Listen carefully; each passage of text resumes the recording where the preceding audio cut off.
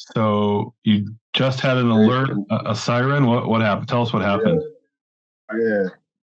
So at the beginning of the podcast, we can hear the alert. Sorry for that. Okay, so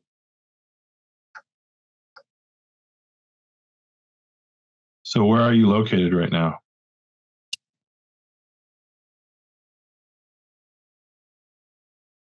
Can you hear that? No, I don't hear it. What are you hearing? Tell us what you're hearing.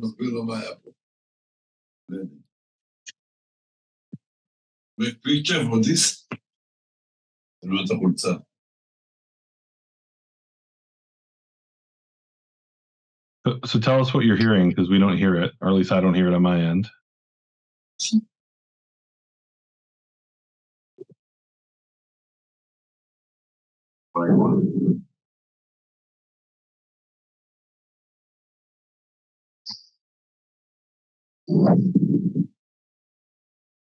You hear that? I heard something. I'm not really sure. Can you tell us what you're hearing?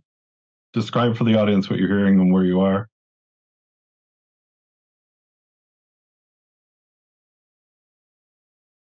Can you guys hear that?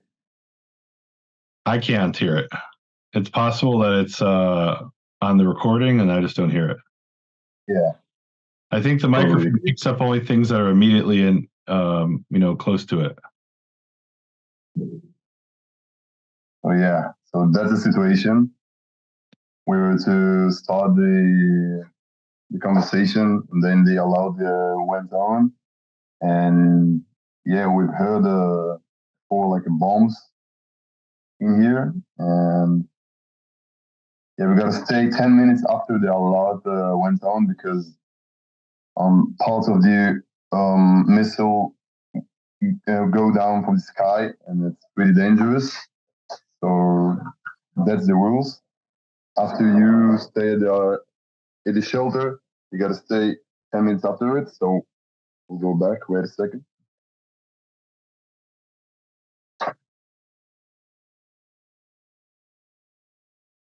There we go.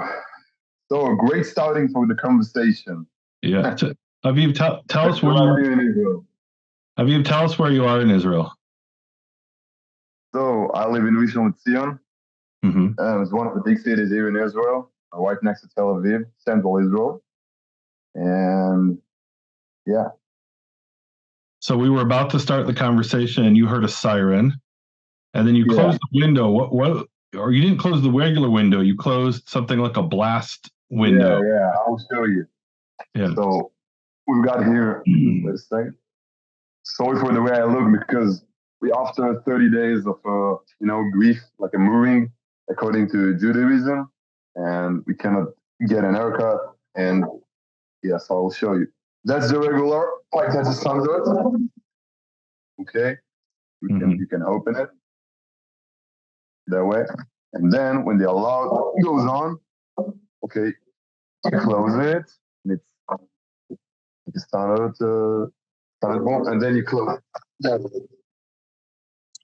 So you're not in a regular room. You're in what we call a mamad, which is a bomb shelter room within the apartment you live in. Is that right? Yes, it is. Okay. And I saw two people there. Were those your parents? Yeah. Okay. All right. So, wow. So I've never had a podcast that began this way, but these are the circumstances. Shalom and welcome to Hebrew Voices. This is Dr. Nehemia Gordon, and I am here with Aviv Naftali. He is the brother of Eden Naftali, who was murdered in the October 7th Hamas massacre. That is, I guess, a picture of her on your shirt. Yeah. So tell us about, let's start with, tell us just the basic thing of what happened to your sister. Let's start with just, the basics. Let's assume people know nothing about it. People may be listening to this 10 or 20 years from now, and they will be like, it's like I asked the young people about 9/11, and they have some vague idea of what happened. So please share with the audience what happened October 7th. Where did it happen? How did it happen? Basically, on October 7th, is the 9/11 of the Israelis, of the Jews in general, because they will no care about, like, if you're an Israeli, Jewish, they just murder all of them. Okay, so my sister, she was at the Nova Music Festival, south of Israel, right next to Kibbutz Re'im. And during this time, I'm a soldier, okay? I'm a combat soldier. I was in Judea and Samaria, and I was standing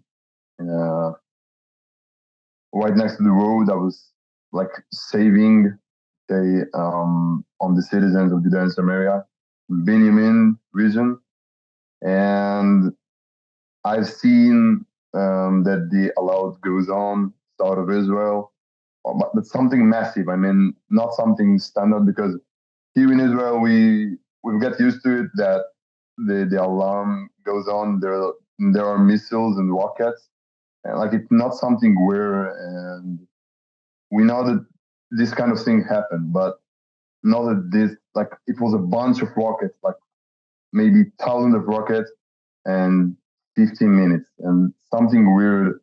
And so yeah, first thing, I sent a message to my sister, and she went to the bomb shelter. And south of Israel, there are a lot of bomb shelters called migunits, like it's small shelters inside of the road. And she sent a message to me, and she told me, I mean, you good? There are rockets. And I told her, yeah, I'm good. How about you? And she told me, I'm okay. I'm inside the migunit, like the bomb shelter. We escaped from the area of the party. Got inside their car, and they got inside the migunit, the bomb shelter. And I mean, I'm talking about her and her boyfriend Dan, who also was murdered with her inside the bomb shelter. They were staying there for an hour because they thought it's only rockets and missiles, which is, it's funny to say, but it's something like regular. It happens all the time that rockets and missiles are launched above your head. It's sad to say, but yeah, that's the reality. So they weren't afraid that much. And then she sent a message to her friends. I mean, we saw it after it, that she sent a message to her friend, I am afraid. Okay, that's the message, because there are a terrorist in the air who got inside of Israel. They crossed the border with, you know what I mean? Like this kind of, I don't know how to say it in English, but they crossed like via the air. You know what I mean? You know what I'm talking about? Yeah. Paraglider. Yeah. Something like a paraglider. It's a little like glider that has an engine. Yeah, so they were staying in the bomb shelter for an hour. They got there around 7 a.m. and So let me back up. So she's at the party. There's thousands of people who are at a multi-day party outside. She got in the car and drove somewhere to get into this migunit, this little roadside bomb shelter, or is she still in the party vicinity?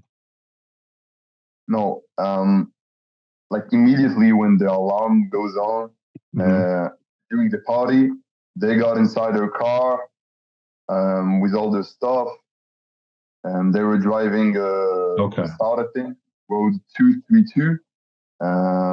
Yeah, there are a lot of bomb shelters around there, and they got inside of one of them.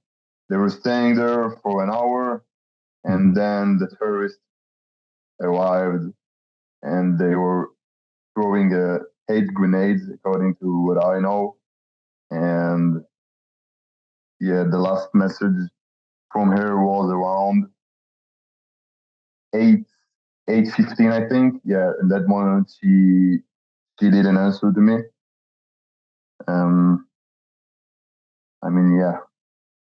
So just to give a picture for the audience, this migunit that he's talking about, these are sort of like bus stops, or it's next to a bus stop, and you can go in it and you can get shelter from rocket attacks, but there's no door that locks it. There's no way to secure it from the inside. It's just an open sort of shelter, meaning you can walk in it and it should give you some protection from a rocket. And what the terrorists were doing were throwing grenades in, and she was killed, I guess, in one of these from one of these grenades. So wow, that's we have this phrase in Hebrew, "En li milim." I don't have words. I don't know what to say, except for may her memory be blessed. And so tell us about your sister. So she was. Let's start. What was she doing at the party? I mean, I know some people there were working. Some people they were just enjoying having a good time. Some people were part of the entertainment. What was she doing there? She was dancing. She was just dancing. She was just enjoying life. That's the case. Yeah. Okay. And what do you tell us about your sister? I mean, this is, you wrote to me on Facebook, and I guess I said something about Israel, and you said thank you for the support, and that you're doing this thing to commemorate your sister. I want you to take this opportunity so people will know who she is. She's not just a number. She's not just a name. I actually looked up your sister on this website, which has all the names of the people killed, and there were 9 people named Eden who were killed, which that blew my mind. Eden is the name of my little niece, who was like 10 years old. Tell us about your sister. I want the world to know who she was and to remember her. So she's not just a name. She's not just a number. So let me be honest. I knew just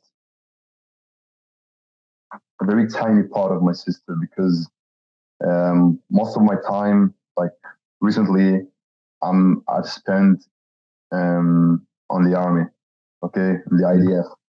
So you go home basically once a month, maybe less, once or 2 weeks.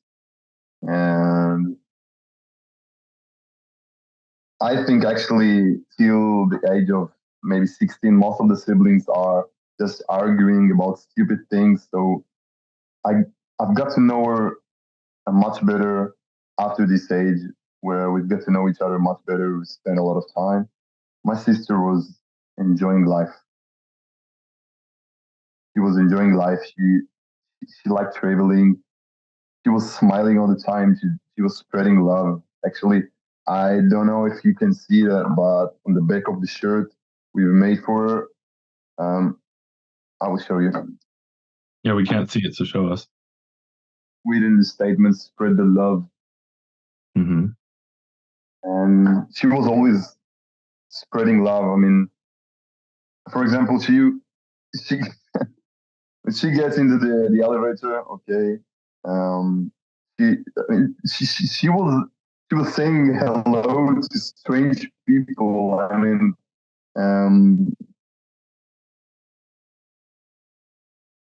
yeah, she was so happy, and in Judaism we have the Shiva. Okay, so after someone like passed away, so a lot of people come into your house and tell about stories and share stories and feelings.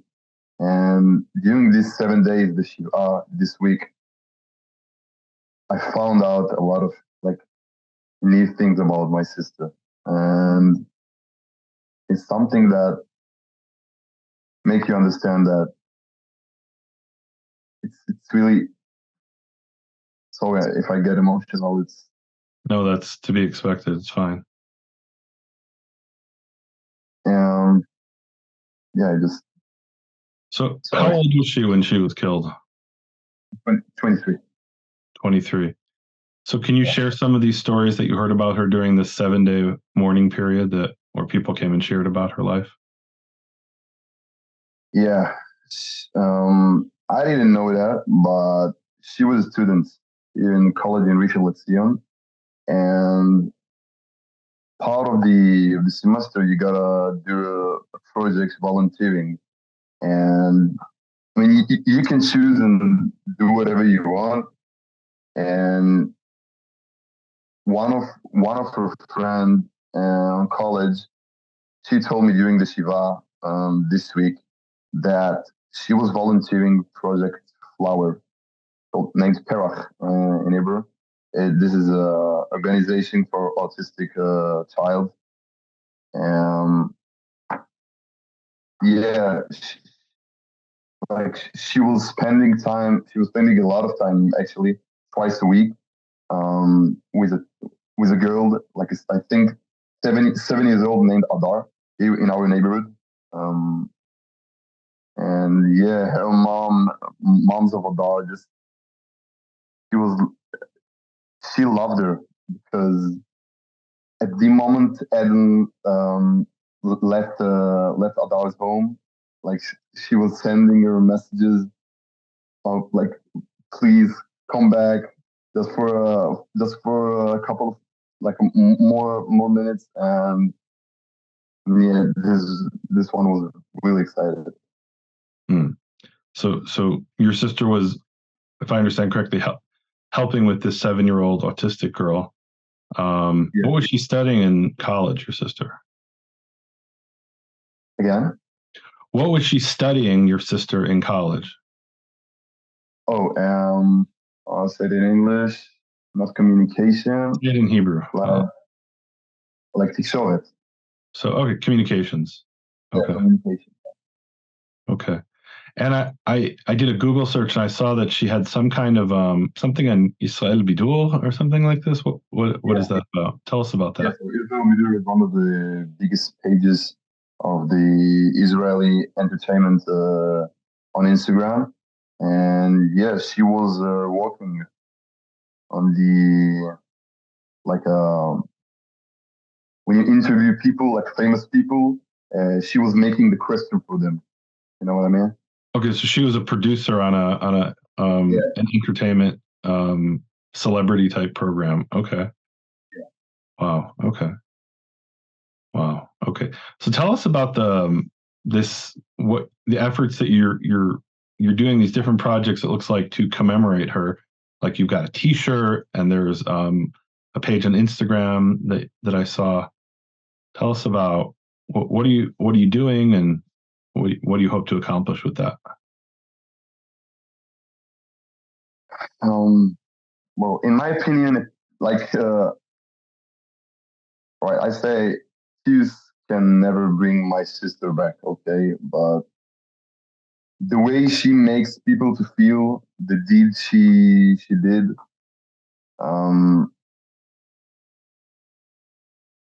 that's what we need to remember, okay? That's what I'm trying to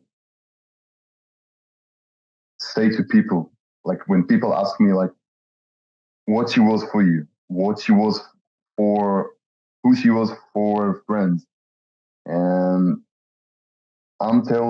just telling the things she did, the videos of her dancing on parties. By the way, I'm asking all of you listening to the podcast, get into the account of Eden. So remember Eden Naftali.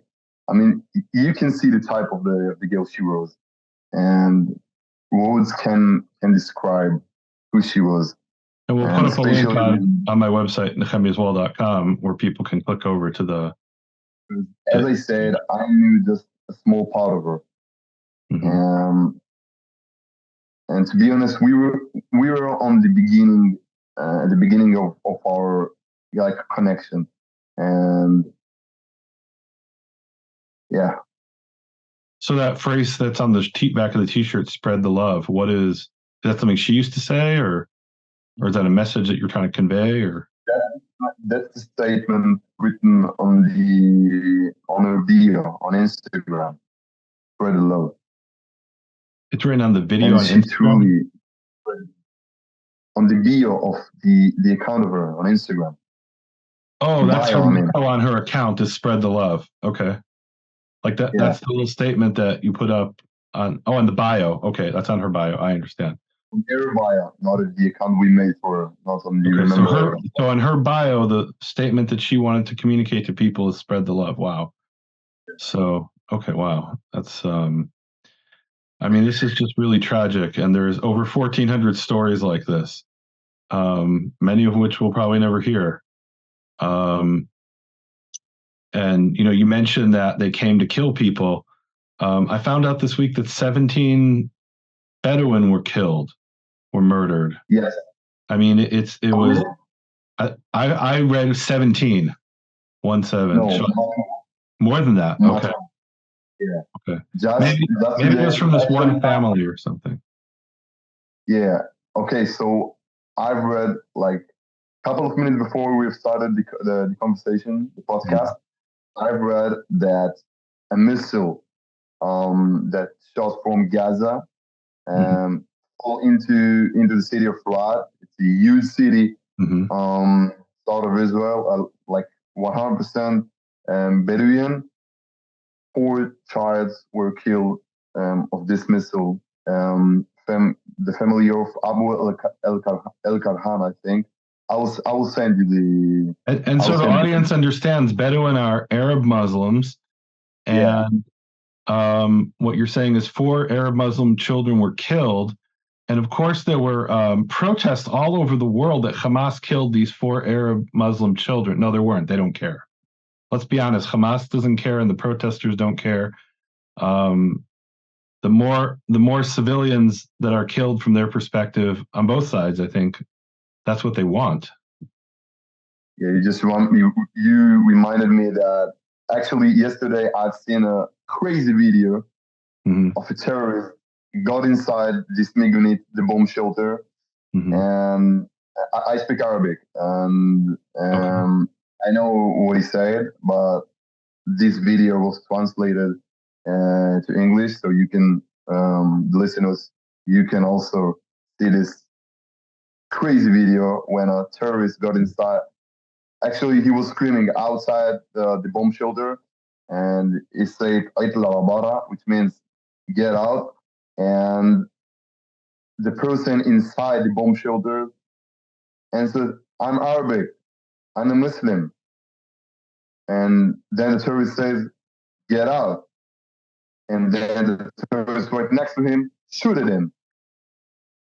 And they started to ask him, "Where is Ra'im? Where is Ra'im? Where is Kibbutz Ra'im?"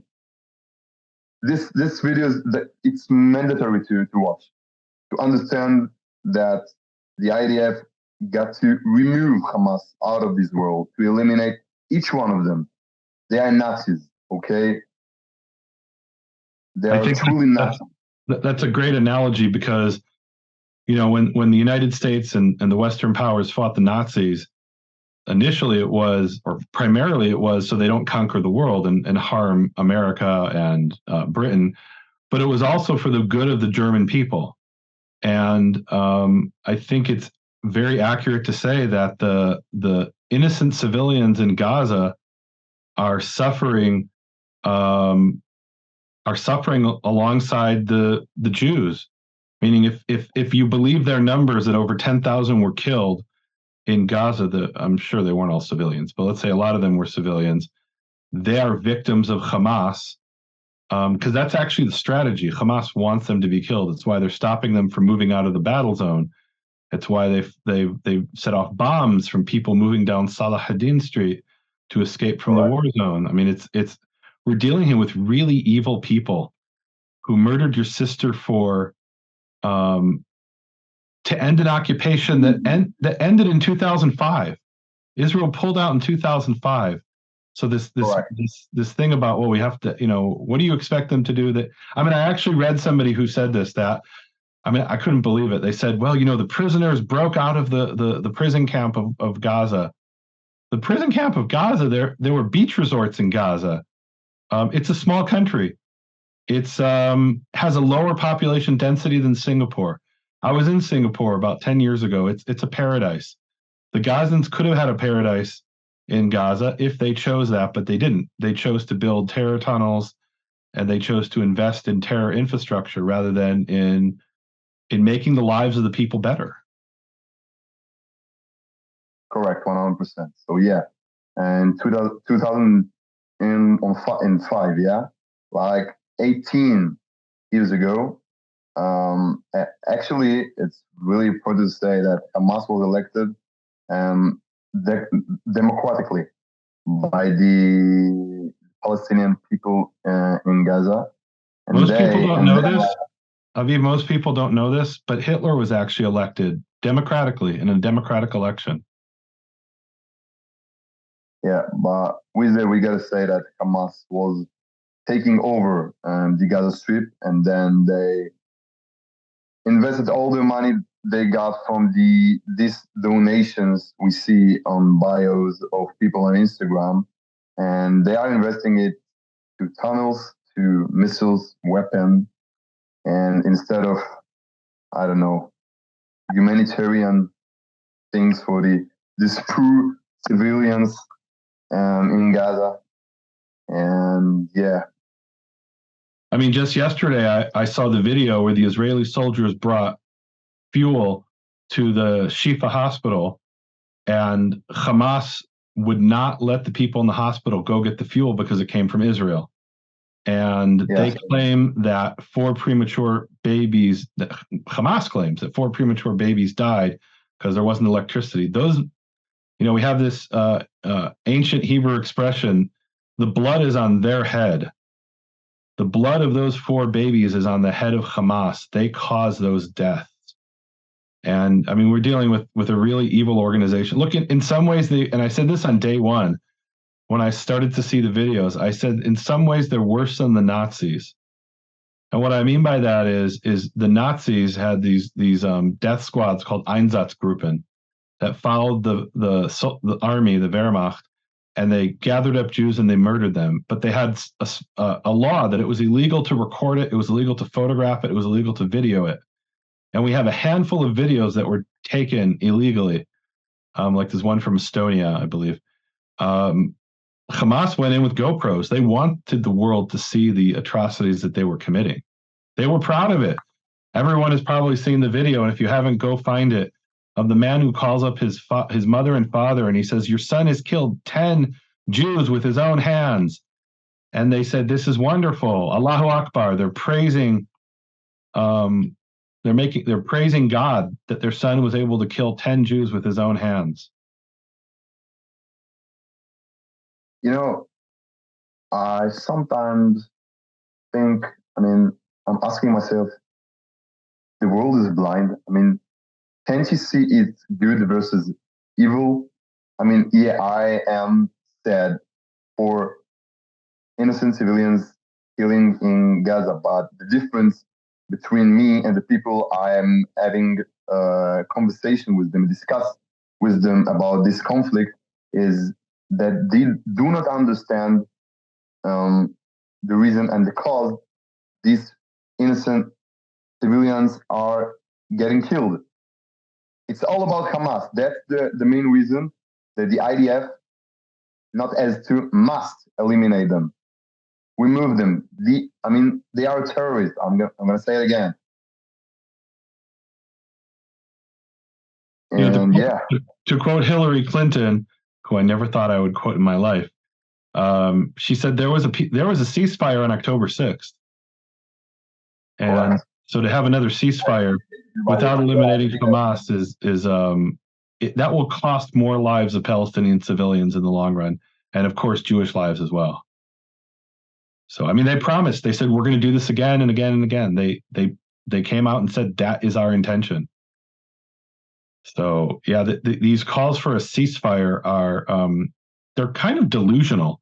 It would be like if in the height of World War II, if somebody said, "Well, you got to stop bombing Dresden, you got to have a ceasefire because innocent Germans are being killed."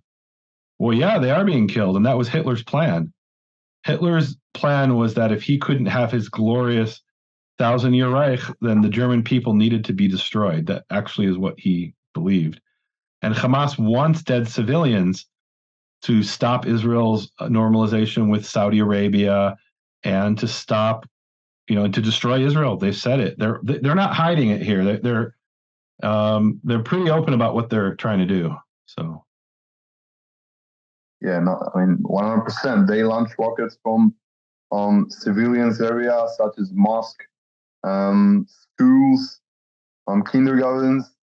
I mean, there are a lot of videos. I mean, it's sad to say, but I mean, we always have to prove to the world that there are evidences, and we got to show we are not lying. But yeah, write down on Instagram IDF or stand with us. I promise you, you will see a lot of evidence. And the IDF exposes all the places that you actually see. I mean, it's crazy.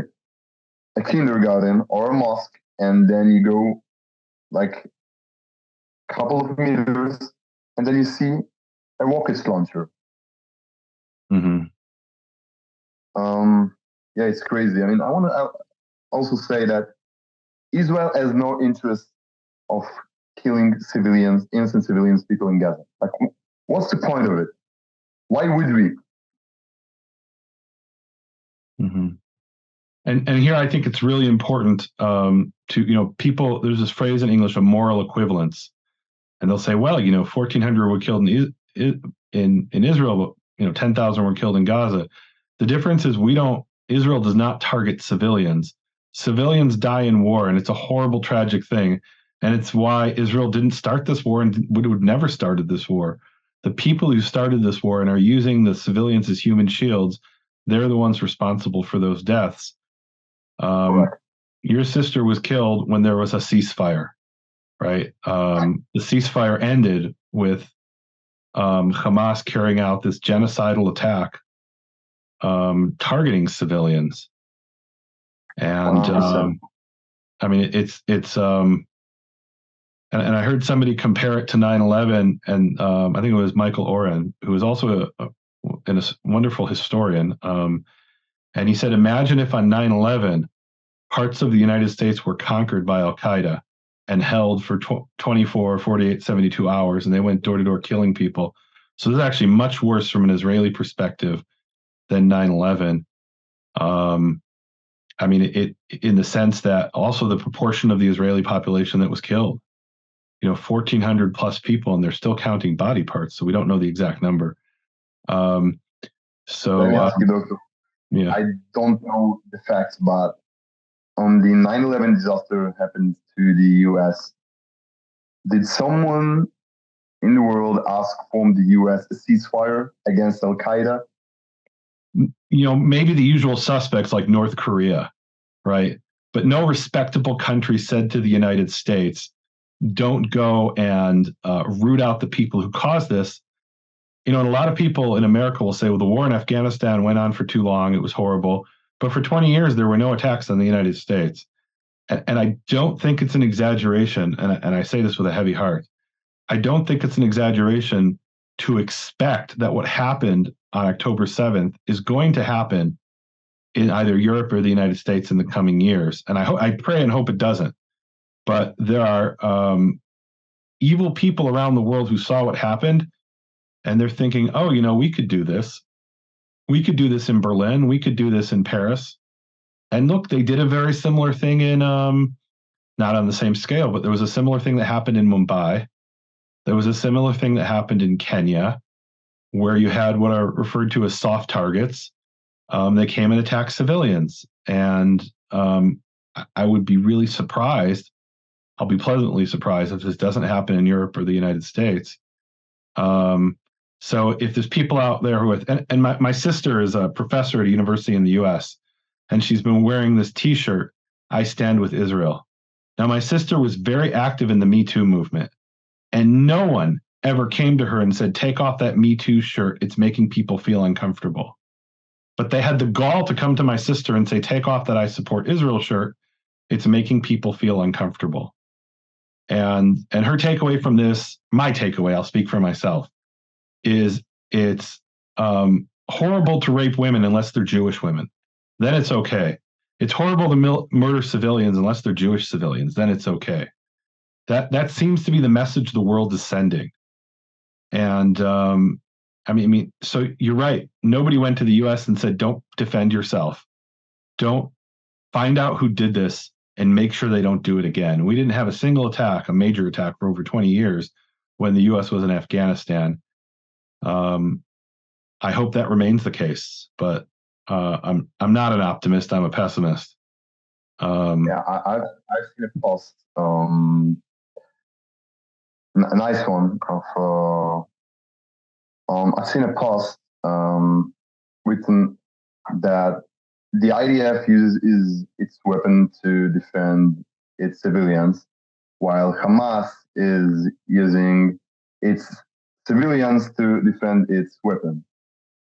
And it basically explains the situation remarkably. Yeah. I see the picture of your sister, and I see the photos on the Remember Eden Naftali page, and it seems to me, and I didn't know her, but it seems to me your sister was all about life, that she celebrated life. And the motto of Hamas is that they say that they love death more than the Jews love life. I don't know if that's true, if they love it more, because your sister really loved life. I can see that. And, our heritage in the Torah, it says, V'chai bahem, you have these commandments from God and you will live by them. Judaism is all about life. It's not about death. It's not about killing people. And so I look at your sister as the symbol of what the Jewish people are all about, celebrating life. And this was an attack on the Jewish people. It was also an attack on the people of Israel, which includes non-Jews, which includes Muslims who were killed and Druze who were killed and Thailand workers who were murdered for what? They were just there to engage in agriculture. Why would you kill those people? And they were specifically targeted and killed, and it's because they celebrate death.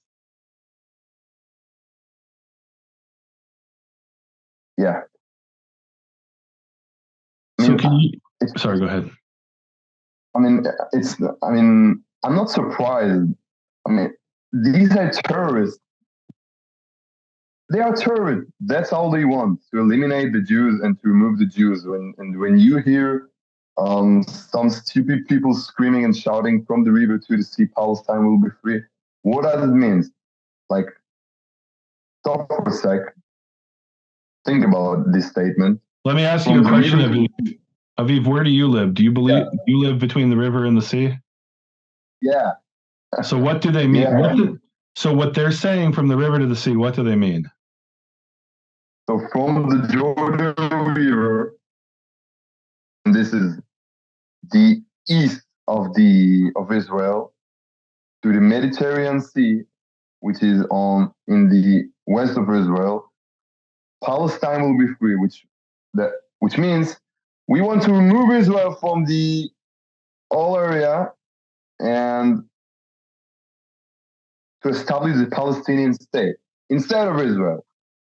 There is no place to the Jewish state. So when they say from the river to the sea, they mean kill you. You who live in Rishon LeZion, they mean kill your mother, kill your father, kill babies who are in Rishon LeZion, because that's between the river and the sea. And they obviously meant kill your sister, because they did. So I think we should believe them when they say from the river to the sea is what they want. And anybody who says that is calling for the genocide of Jews. Yes. I'm not blaming those students in college screaming this, because there are a lot of pro-Palestinians that make this statement so popular and, human rights and stuff. That's not the case. I'm asking, have you researched, learn about the conflict,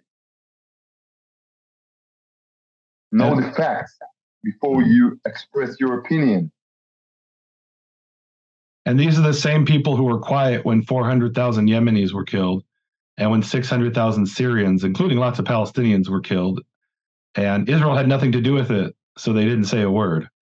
But now all of a sudden they've discovered there's conflicts in the Middle East, and there's a bad guy and a good guy, and Israel and their distorted worldview is the bad guy. Even though we didn't start this war, we didn't want this war, we didn't expect this war.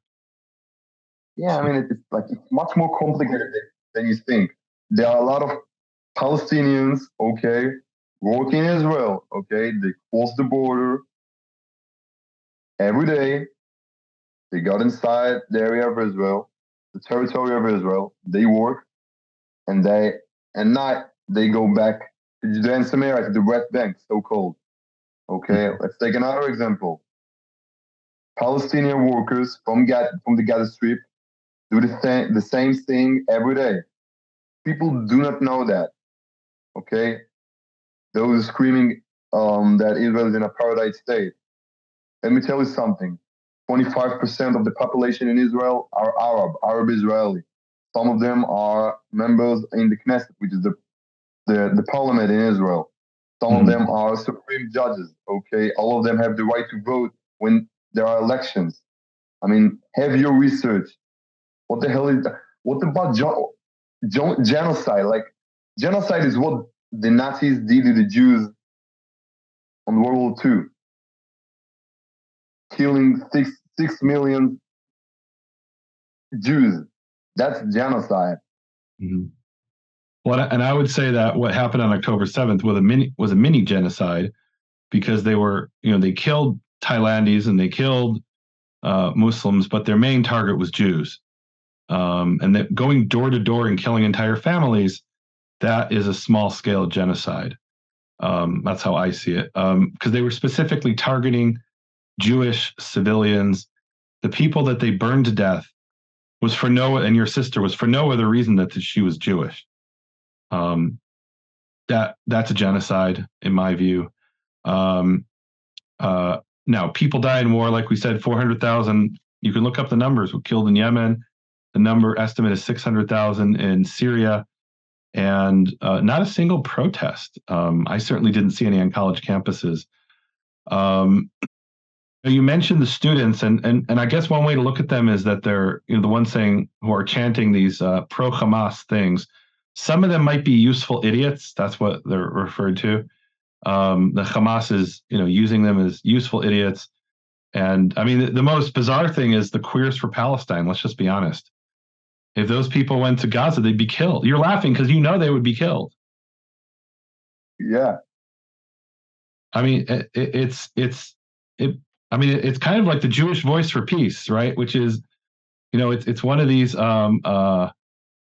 things where it's Jews who are pro-Hamas, even after what Hamas did on October 7th. I mean, they're really like the Queers for Palestine.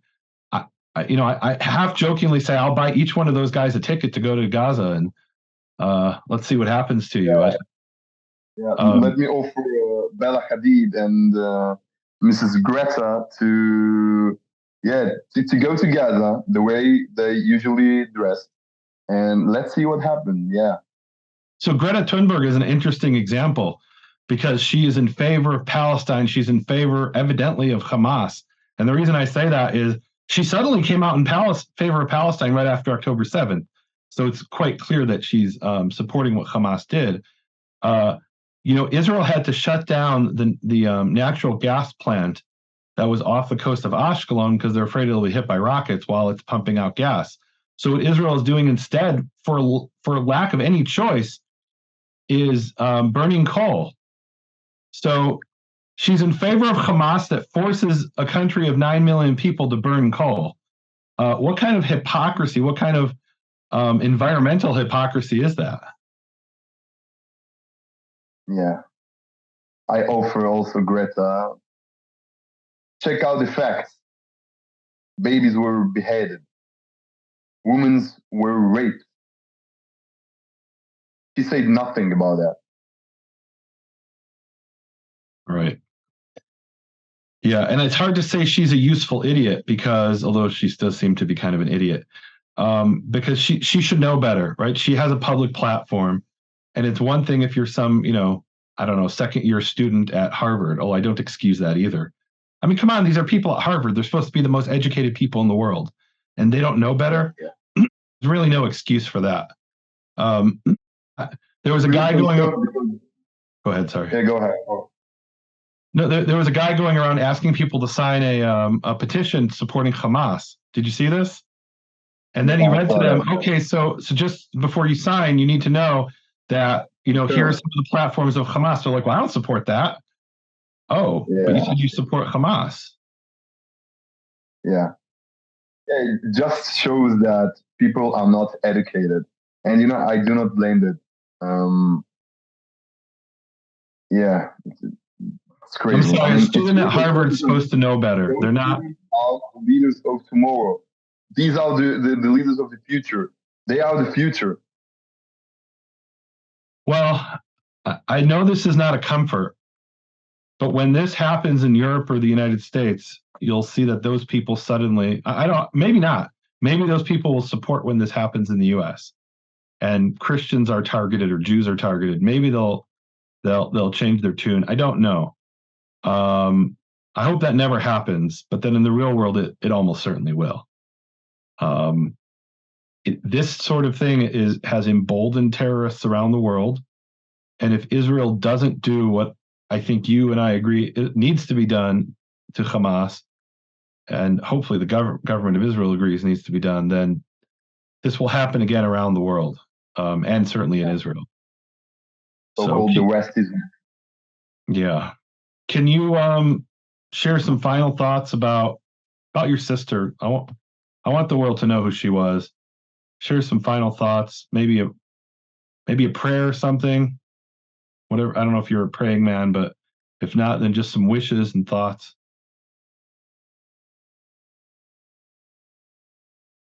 I want to sum up this conversation with the same thing I summed up my speech. I don't say it in English. It's sped. Eulogy. Yeah. A eulogy over your sister. Yeah. So with this statement, Am Yisrael Chai, which means that the people of Israel are alive. The Jewish people are alive. We are not going anywhere. Okay. For those anti-Semitic people who scream from the river to the sea, Palestine will be free. Am Yisrael Chai, okay? The Nazis were trying to remove us from the world. They didn't manage to.